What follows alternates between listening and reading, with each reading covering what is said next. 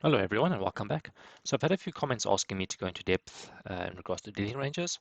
So what I thought I'll do is give my detailed thoughts about dealing ranges that cover its usefulness, the rules which I attribute to it, and how it can be used as a tool to help develop bias. So all of this is going to be really useful because the last few days on Bitcoin have been really about ranges as Bitcoin has turned towards some sideways price action, right? Okay, so the first thing you're going to see here is a series of 4 dealing ranges. This is on a high time frame for our chart on Bitcoin. So this will be useful as a visual representation of the things I'm going to talk about, particularly the rules. So you can just pay attention to this image and it'll help you follow along to what I'm saying. So the first thing we should know about dealing ranges is that they are useful because they allow us a recordable way to build framework. They aid in our narrative and ultimately determine the bias. This is possible because dealing ranges provide a framework that has certain conditions which we expect to be met. When we see these conditions met, we are able to forecast potential future moves based on the output of the previous task as determined by the rules of the dealing range. So what are the rules? A valid dealing range must consist of two important factors. The first is that the swing low of the dealing range must rebalance a previous section of price action. Rebalance means to move into a discount below 50% of the previous dealing range and target internal liquidity. Read fair value gaps, relative equal lows or swing lows. Internal range liquidity that is within optimal trade entry fib windows should be prioritized for high probability reversals. The second rule is that the swing high of any valid dealing range should take out opposing buy-side liquidity located externally from the previous dealing range. If price moves outside the dealing range, either above or below, we should anticipate a return into the new dealing range. The market outputs the delivery of price towards external targets to facilitate the capture of liquidity. If this task is successful, we can determine the likely input of the next process. The next process should involve another attempt to obtain liquidity.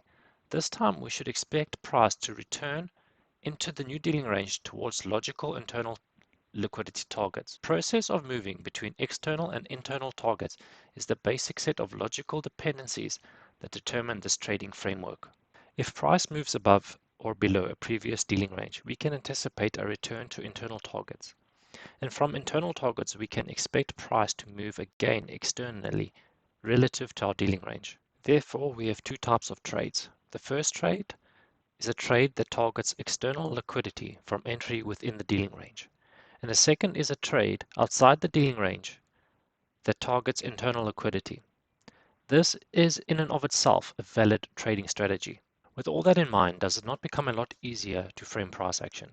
We are able to create a narrative based on the output of logical dependencies. We can forecast the likely direction of price over a long time period based on a recordable set of rules. This strategy works very well on a high time frame, but is also transferable to lower time frame price action. So let's have a look how Bitcoin performed this week from the context of dealing ranges. So if you've been following along in my series so far, you'll know in my last video that I outlined these relative equal lows as the target for internal range liquidity if we were going to see a price move down after the weekend. Okay, so moving on to Tuesday's trading. So during the morning session, we had Bitcoin grinding down, creating in essence this three drives pattern. So we know that one of the hallmarks of a three drives pattern is that every time we see price go a little bit lower, it hunts more liquidity, right? So if we see a three drives pattern, we don't have to see a larger liquidity pool hunted because the market has already run out short-term liquidity every time it drives lower. Okay, this is also how smart money can accumulate positions. If you see on the right-hand side, you can see a visual representation of this on Atos. So every time the market drives down, in this case it drives down in this location for the last time, in which case it runs out sell side liquidity, and you can see a number of liquidations here as the open interest turns flat and begins going negative, right? So positions are closing, and you can see the CVD dropping off, but price doesn't actually move in the same direction. Okay, so in this case you have a type B divergence, and coming out the level we have a lot of new positions opening, and we can see the CVD increasing. So this is telling us that new longs are actually opening at these lows. So this is why I say smart money or those in the know, I guess, are actually accumulating positions at these lows. Okay, while everyone else is getting stopped out, they're buying.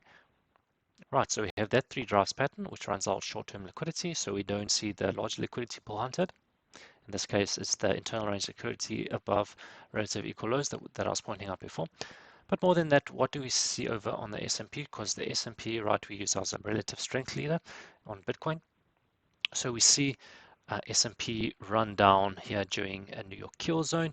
Here 10 o'clock runs down. It runs its sell side liquidity and gets picked up there. So this is SMT divergence between Bitcoin and the S&P. So again, because we have this divergence and this is already run sell side liquidity, we don't see Bitcoin doing the same thing. So it just makes a higher high and also gives us confidence in predicting a bit of higher prices in Bitcoin, right, when we see this sort of SMT divergence. So the next thing we notice is a run above previous day highs, and then price moves back into the range, right? And it stops at a optimal trade entry location, and in doing so, engineers the sell side liquidity, which is going to be a target as we move to the overnight session. So on my Telegram, I did point out the location of the sell side liquidity. So you can already begin to see how a dealing range might begin to form here. So price moves back into the range here. It moves into optimal trade entry Fibonacci level, but more than that, it runs sell side liquidity. So this is the first basic rule in the setup of a dealing range, because we're going to potentially run sell side liquidity and rebalance this range. So what is the next logical target? Well, the next logical target is to move towards external range targets, which would be above then Tuesday's high. So we see this basic premise play out, and if we put on our indicators for Wednesday, we can see how that happens, right? So we did create that dealing range because we do move internally relative to the old range, and we rebalance that, and then we move externally and we target sell side liquidity. So we'll just go over there. So that's sell side liquidity above, which was essentially relative equal highs at that point. So after running sell side liquidity and forming the swing failure pattern, we essentially break market structure at this location as we move above, below the swing low. So this is a confirmation that we want to go lower. And this is not contrived or anything. So if you have a look on my Telegram, I posted a commentary of a trade execution at this exact location. So you can go over and check that out. But more than that, I gave the target 22,800, which was at the time this was going to be Asia session naked volume point of control. So if we go back to the charts, you'll have a look at 22,800. So this was the ultimate target for me after we broke down and we had the small shift in market structure. So ultimately we do rally after we tag Asia session point of control, and we make our way back up into a fair value gap on the 15-minute. So you'll see once again, this is also within optimal trade entry Fibonacci levels, and it rebalances, which would be a dealing range here, right? Rebalance the dealing range, and then we just continue to break down going into a Thursday. So according to our rules and conditions about dealing ranges, we have a swing higher, which takes out buy side liquidity, and we currently, then at the time we had a swing low here, which was a rebalance of the previous dealing range, but this is also a target for external range liquidity, because as we come down here, we rebalance the dealing range. So our next logical target in the dependencies of outputs is for price to move to external range liquidity targets. So in this case, we had sell side liquidity above the swing low here, and ultimately we had that internal range liquidity, which was going to be a rebalance of the larger dealing range that we were working within. So ultimately that's what happens, and we break through, picking up those limit orders, those sell orders, and accumulating new long positions. So as this was happening, as we broke this level, I updated my group and I told them that we had currently run sell side liquidity, but I was noticing that we had that CVD divergence, right? As new positions were opening, price was grinding up. Our CVD was continuing to go lower as it seemed like new short positions were opening, but they weren't really affecting price like we would expect.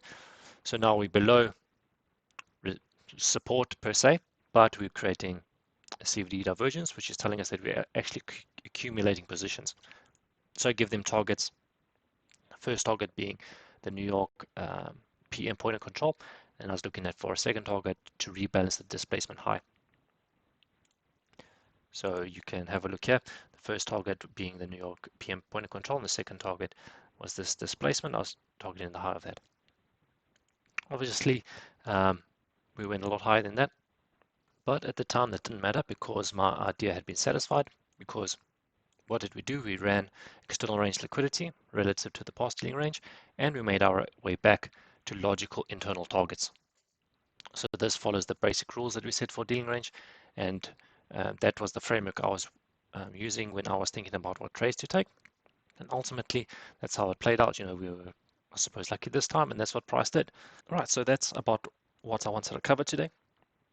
So I wanted to go in depth with dealing ranges and give you some strict set of rules that you can work within and how you can use them as a framework to determine and sort of project your bias onto the charts. All right, other than that, I hope everyone enjoyed it. And if you're interested in more content, be sure to subscribe and like and jump over to Telegram if you want to chat. Otherwise, I'll see you guys in the next one. So cheers.